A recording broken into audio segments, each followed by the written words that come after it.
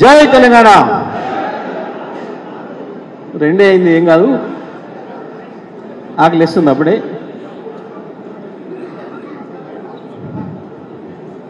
Complete చేసి తొందరగా పెట్టేసి.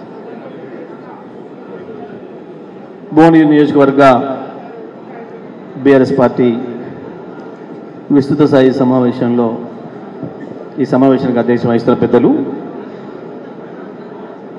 జిల్లా పార్టీ అధ్యక్షులు రామకృష్ణారెడ్డి గారు,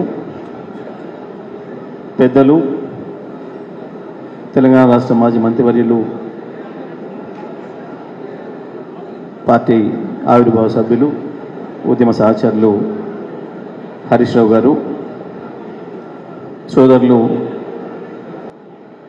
భువనగిరి మాజీ శాసనసభ్యులు శేఖర్ రెడ్డి గారు, మిత్రులు వెంకటేశ్వర్ గారు, జిట్ట బాలకృష్ణారెడ్డి గారు, ఉద్యమ సహచరులు జడ్ల అమరేందర్ గారు, కొల్పుల అమరేందర్ గారు, వేదిక పైన మాట్లాడిన మిత్రులందరూ, కార్యక్రమంలో హాజరైన బీఆర్ఎస్ సైనికులందరికీ, మీడియా మిత్రులందరికీ నా నమస్కారాలు. వాస్తవానికి మిగతా నియోజకవర్గాలతో పోల్చినప్పుడు భువనగిరికి వచ్చినప్పుడే ఎక్కువ మంది పాత మిత్రులను కలుసుకునే అవకాశం వస్తుంది. ఎందుకంటే ఈ జిల్లాలో, ఉమ్మడి నల్గొండ జిల్లాలో ఉద్యమ కేంద్రం అంటే భువనగిరి. భువనగిరితో పాటు ఆలేరు, కాకపోతే పట్టణం ఇది కాబట్టి ఆలేరు సమావేశాలకు వచ్చినా భువనగిరిలోనే కలుసుకునే పరిస్థితి ఉండేది. అందరం కూడా చాలామంది మిత్రులు, వేదిక మీద ఉన్న మిత్రులు పేరు పెట్టి పిలవలిగిన పరిస్థితి ఉంటుంది, కింద ఉన్న వాళ్ళు కూడా. సరే, మనం ఈ సమావేశాన్ని కేవలం ఒక చిన్న సమీక్షలాగా, రేపు భవిష్యత్తు కార్యాచరణ కొరకు ఏం చేయాలనే దానికి మాత్రమే మనం పరిమితమై మాట్లాడుకుందాం. మా సహచరులు చాలా విషయాలు మాట్లాడినరు. ఓటమికి గల కారణాలని అంచనా వేయడంలో, వాటిని వివరించడంలో వాళ్ళకున్న ఆలోచనల మేరకి చెప్పగలిగాను. ఇక్కడ ప్రధానమైన విషయం, ఒక భువనగిరి మాత్రమే ఓడిపోలే.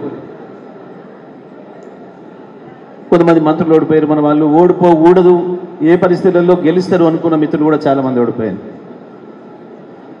అభివృద్ధికి సంబంధించి ఆలోచన చేస్తే కొంతమంది మంత్రులు చాలా అభివృద్ధి పథకాలు చేసిండ్రు, చాలా ఎక్కువ చేసిండ్రు, సూర్యాపేట కంటే ఎక్కువ చేసిండ్రు.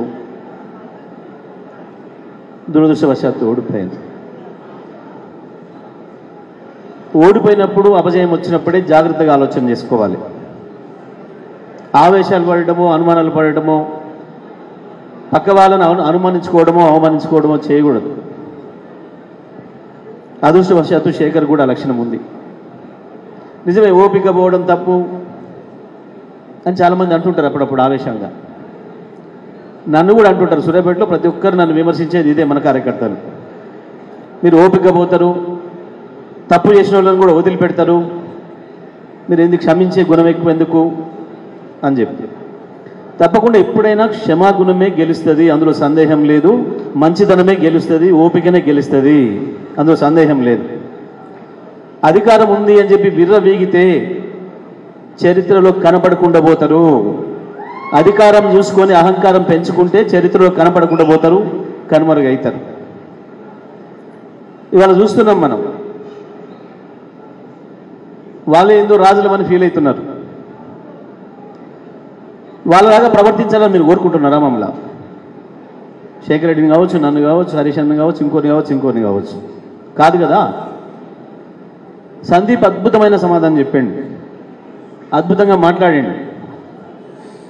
వాడేదో 2-3 కుక్కలు పెట్టుకొని, పోలీసులను కాపలా పెట్టుకొని ఏదో ఎగరవచ్చు నిమిషం, కానీ వాళ్ళ పరువు తీసుకున్నాడు రాష్ట్రం అంతటా. ఒక్క ఈ రాష్ట్రంలో కాదు, తెలుగు ప్రజలు చూసిన వాళ్ళు ఎవరైనా సరే, మామూలు మనిషినే వచ్చిండా, వేదిక మీదకి ఇంకే వేరే పద్ధతిలో వచ్చిండా అని చెప్పేసి అనుకుంటున్నారు. ఈ అహంకారాలు నిలబడవు. చరిత్రలో చాలామంది రాజులు, నియంతలు పోయినరు.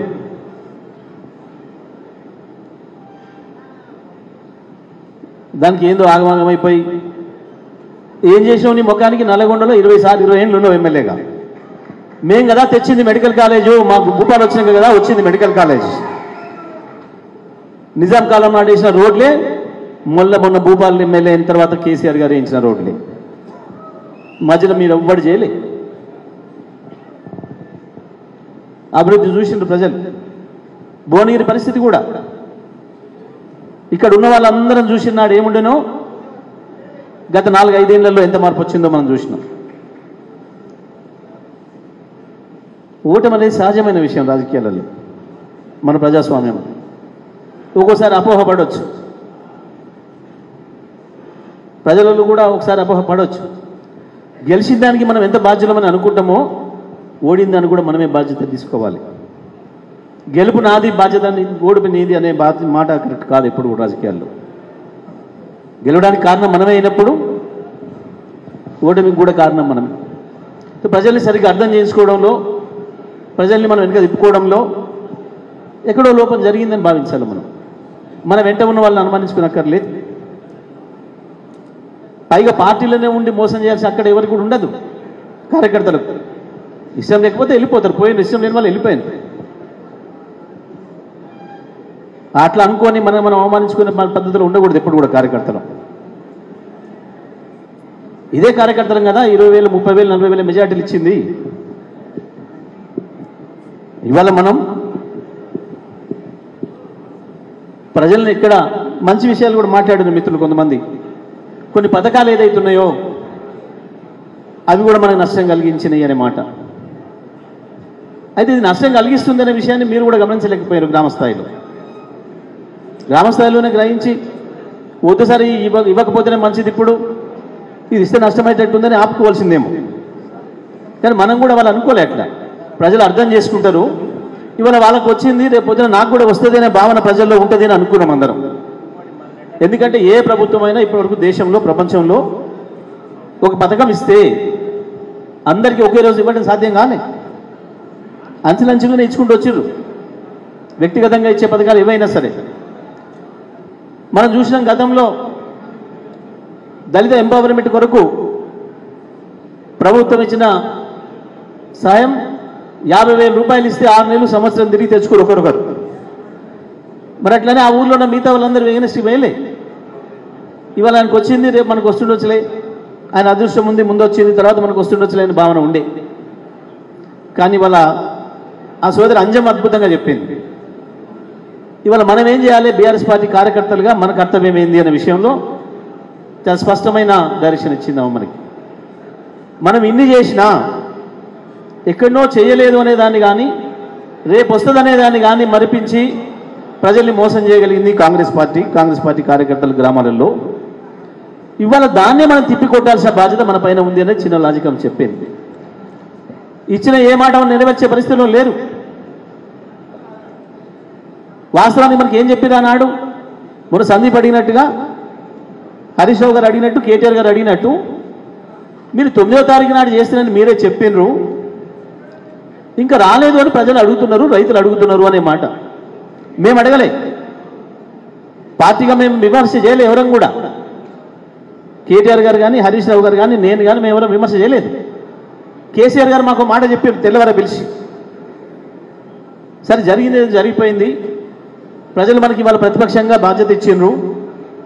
ఒక రాజకీయ పార్టీగా ఉండడం అనేదే బాధ్యత. వాళ్ళు అవకాశం ఇచ్చి మెజారిటీ ఇస్తే అధికార పక్షంగా పనిచేస్తాం, అభివృద్ధి చేస్తాం, సంక్షేమం చేస్తాం. ప్రతిపక్షంగా బాధ్యత ఇస్తే తప్పకుండా అధికార పక్షం ఇచ్చిన హామీలు నెరవేర్చడానికి ప్రజల తరఫున పోరాటం చేయాల్సిన బాధ్యత, కొట్లాడాల్సిన బాధ్యత మన పైన ఉంది, నిజమే.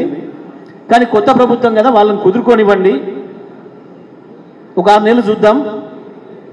మీరు ఎవరు కూడా తొందరపడి ఏం మాట్లాడకండి, సందర్భం వచ్చినప్పుడు నేను చెప్తాను, మీరు సంయమనంగా ఉండండి అని చెప్పి అందరికి చెప్పాను. మేమందరం అదే పద్ధతిలో ఉన్నాం. కానీ అసెంబ్లీ పెట్టిండ్రు, అబద్ధాలు మాట్లాడబోయినరు, బొక్కబొర్ర పడ్డరు. అసెంబ్లీ పెట్టి వాళ్ళే దెబ్బతిన్నారు, సమాధానం చెప్పలేకపోయారు. ముఖ్యమంత్రి మాట్లాడుతుంటే మంత్రులు మంత్రులు మాట్లాడుతుంటే వాళ్ళ ఎమ్మెల్యేలు లేసుడు. మనం ఎక్కడ అభ్యంతరం చెప్పలే, మనం ఎక్కడ వాళ్ళని ఆపలే. వాళ్ళనే ఆపుతున్నారు. ఎవరికో స్పష్టత లేదు, పరిపాలించడం సాధ్యం కావట్లేదు, చేత కావట్లేదు. కొత్తగా దాన్ని మేము కూడా వదిలిపెట్టినాం. కానీ అబద్ధాలు బట్ట కలిసి మీదేస్తుంటే కూర్చోడానికి మనం ఉత్తగం లేం. ఉన్నది ఉన్నట్టు నిజాలు చెప్పినాం ప్రజల ముందట. తెల్లవారి నుంచి కూడా మనమేం ప్రశ్నించలే. ప్రజలు ప్రశ్నిస్తున్నారు, రైతులు అడుగుతున్నారు. రైతు బంధు వచ్చిందా? మీరు అందరు చేయలేపండి. ఎవరు రైతు బంధు వస్తే మొత్తం రైతు బంధు వచ్చిన వాళ్ళు ఎవరు ఉంటే లేరు.